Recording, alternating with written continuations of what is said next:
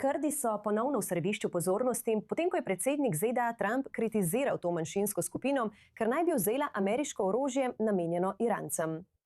Trump je dejal, citiram, mislili smo, da bodo Kurdi dali orožje, vendar so nas Kurdi razočarali. Kurdi samo jemljejo, jemljejo, jemljejo. Zelo sem razočarana nad Kurdi. Vendar pa kljub Trumpovemu javnemu nezadovoljstvu nad Kurdi, ker niso pomagali pri lokalnem uporu, novo poročilo Jerusalem Posta trdi, da je predsednik dejansko zavrnil kakršnokoli idejo o uporu. Medtem se je predsednik vlade iraškega Kurdistana Masroor Barzani pravkar srečal s predsednikom Erdoganom v Istanbulu. In opomnik, da je odnos Turčije s Kurdi veliko bolj selektiven in veliko bolj strateški, kot se pogosto zdi. Z nami, da bi o tem razpravljali, Entifat Kambar, nekdanji tiskovni predstavnik namestnika predsednika vlade Iraka in predsednik organizacije Kurdish Protection Action Council v Washingtonu. Entifat, kaj menite o tem nenehnem javnem prepiru, ko predsednik Trump kritizira Kurde? Kako to razumejo znotraj kurdskih skupin? No, Nikol, hvala, da ste izpostavili to zelo pomembno temo. Mislim, da bi bil I24 News English najboljši kraj za obravnavo te teme, ker sledite resnici in vse raziskujete neutralno in pošteno. Mislim, da živim tukaj v Washingtonu, vi živite tisoče mil stran v Izraelu. In tukaj sem v Washingtonu, nikoli nisem mogel razumeti, kam so ta orožja šla in komu so bila dostavljena. Ko pravi, da je bilo orožje dostavljeno Kurdcem, nikoli je to kot reči, da je bilo orožje dostavljeno Arabcem. Katerim Arabcem? Kateri arabski državi? Kurdci so v Iraku, preklinjajo Iran. Tudi v Iraku je več kurdskih strank, vsaj dve glavni kurdski stranki. Obstaja več kurdskih strank. Iranci, ki so znotraj Iraka, imajo baze znotraj Iraka. Bolj koristno bi bilo, če bi vedeli, komu je bilo dostavljeno. Kolikor vem, da nekateri mediji pripadajo Puku, rival KDP-ju v Erbilu, ki vodi vlado v Erbilu, je obtožen, da so orožje dostavili v Erbil. To nima nobenega smisla. KDP in kurdska vlada v Kurdistanu in Erbilu so zanikali, da bi prejeli kakršnokoli orožje. Zakaj bi skrivali orožje, če bi ga prejeli? Zakaj bi ga sploh vzeli? Ni jim treba tega vzeti. Tega ne bi naredili.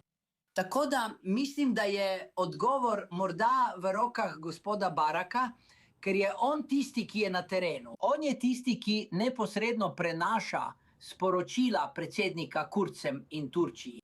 Vemo, da je predsednik Trump sam rekel, da je bil proti tej ideji. Vemo, da je gospod Erdogan, predsednik Erdogan, bil proti tej ideji, ker obstajajo nekateri elementi PKK, ki bi lahko kot teroristi vzeli to orožje in terorizirali tako Kurde kot Turčijo. Tako da je to zelo dvoumno vprašanje in želim si, da bi slišali več pojasnil. Nikole, naj dodam še to, da je kurdski dopisnik v Washingtonu, dopisnik kurdskih medijev v Washingtonu, vprašal sekretarja Rubija o orožju. In sekretar Rubio je dal odgovor, ki v resnici ni bil odgovor, ni ga natančno opredelil.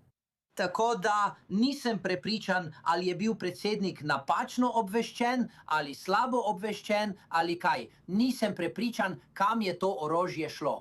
Lahko pa vam zagotovim, da kurdska vlada s sedežem v Erbilu o tem orožju nima nobenih informacij, niti ga niso prejeli.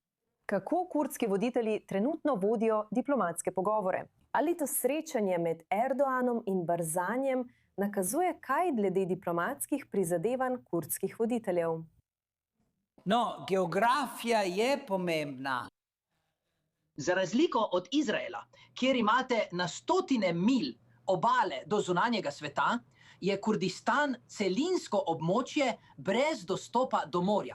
Torej, če ste v Kurdistanu, Iraku in imate vlado ter 6 milijonov ljudi, ki jih morate nahraniti in jim omogočiti napredek, morate imeti odnose s Turčijo, ker je Turčija njihova edina povezava z zunanjim svetom, Nikol. Njihov naftovod gre skozi Turčijo in skozi pristanišče Ceyhan za izvoz. Njihova trgovina poteka prek Turčije sem in tja. In Turčija je edina pot, ker je, veste, Kurdistan, Irak obdan s Turčijo. Z Iranom je nemogoče sodelovati in Sirija je, kot veste, tudi še eno nemirno območje. Tako je edini izhod za Kurde v Iraku Turčija.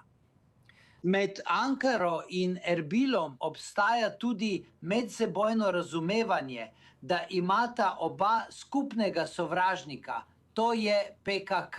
So teroristična, marksistična skupina, ki je terorizirala Kurde v Kurdistanu in v Turčiji.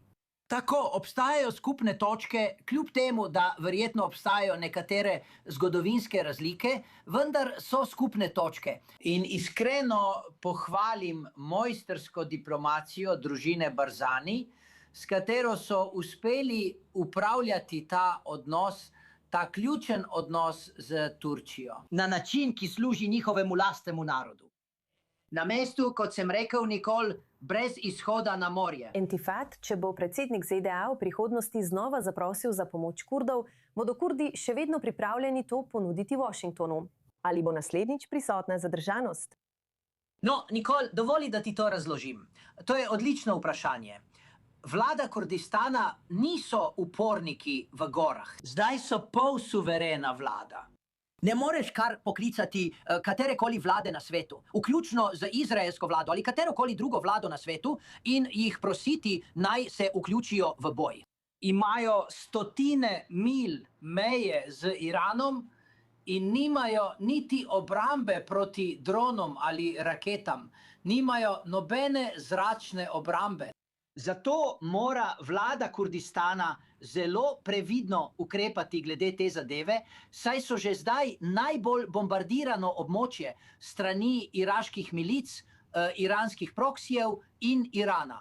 Več kot 800 napadov do zdaj na Kurdistan. Moram tudi povedati, da smo hvaležni Združenim državam Amerike in predsedniku Trumpu za obrambo Kurdistana z svojimi F-16 letali in raketami zračne obrambe.